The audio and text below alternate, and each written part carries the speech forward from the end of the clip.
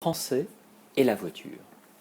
Chaque année, en moyenne, 8000 personnes meurent en France d'un accident de la route, soit une toutes les heures. C'est plus du double du bilan britannique. Cette statistique redoutable a longtemps été considérée comme une fatalité. Les Français étaient ainsi insoucieux du risque, crâneurs devant la mort, indifférents aux panneaux de limitation de vitesse. Mais les mentalités sont en train de changer. Avec des dizaines d'années de retard sur les autres pays européens, la France prend enfin la mesure de la catastrophe. Les peines prononcées par les tribunaux se font plus lourdes.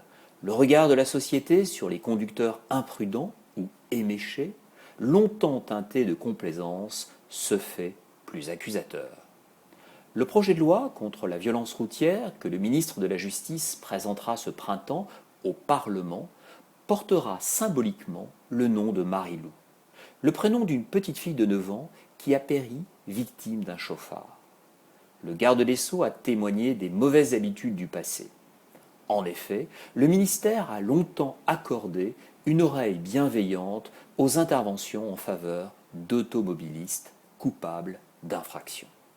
L'excès de vitesse d'une personnalité était facilement oublié. Le ministre de la Justice affirme que ces accommodements ont cessé. Le capitaine Collorig, qui dirige l'escadron de sécurité routière de la gendarmerie de Versailles, témoignait que récemment, encore, un ministre avait tenté de faire pression sur lui dans une affaire de ce genre. L'affaire est sérieuse et la bonne nouvelle est que les Français semblent enfin l'avoir compris.